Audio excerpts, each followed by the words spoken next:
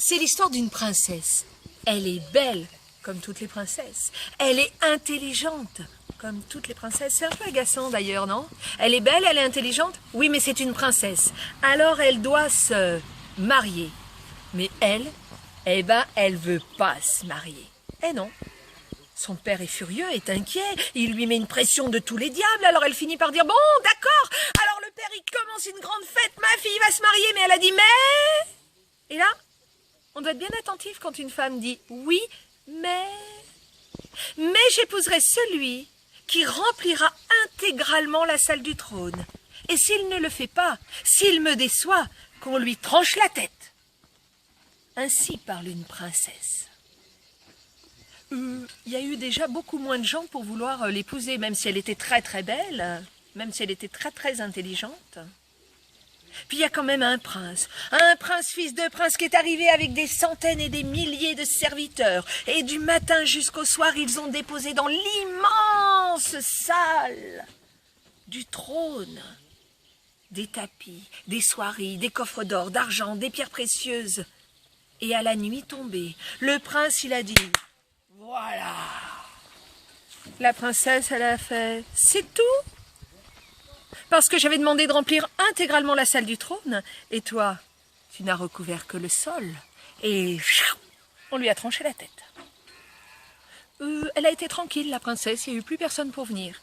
Et puis de très très loin est arrivé un commerçant, fils de commerçant. Et on le sait, les commerçants sont parfois plus puissants que les princes eux-mêmes. Il est arrivé avec des centaines et des milliers d'esclaves. Ils sont rentrés dans l'immense salle du trône et ils ont commencé à mélanger la farine, les œufs, les parfums, les épices, les fruits. Et ils ont fait des montagnes de gâteaux, de biscuits, d'éclairs au chocolat, de baba au rhum, sans rhum. Et puis ils ont monté comme ça des montagnes et des montagnes de gâteaux. Et à la fin, quand la nuit est arrivée, il a fait... Voilà. La princesse a regardé, c'est tout. Parce que là, j'avais demandé de remplir la salle du trône intégralement, et là, il y a un petit espace vide, et là aussi. Alors... Et là, elle a été complètement tranquille. Il n'y avait plus personne d'assez riche, d'assez puissant, d'assez grandiose pour pouvoir remplir une telle salle du trône et satisfaire la princesse. Jusqu'au jour où est arrivé un petit berger, les mains dans les poches. On a ri de lui, quoi, toi, tu veux remplir la salle du trône, tu plaisantes ou quoi, va-t'en, tu vas te faire trancher la tête. Il a dit, j'insiste. On l'a laissé rentrer. Il a dit qu'on nous apporte à boire, qu'on nous apporte à manger et qu'on me laisse seule avec la princesse. On les a laissés seuls.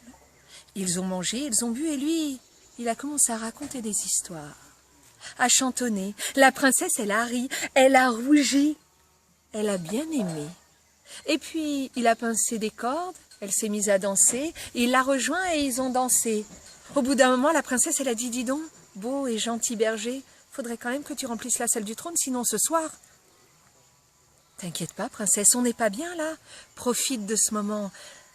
Allez, viens, on danse. Et ils ont dansé, ils ont chanté, ils ont ri, ils se sont amusés, ils ont mangé, ils ont bu. Je vous le dis, ils se sont même embrassés. Et la nuit tombée, la princesse s'était affolée. Mais tu n'as pas rempli la salle du trône. Mon père va arriver, le bourreau sera là. C'est à ce moment que le petit berger a sorti de sa poche une bougie.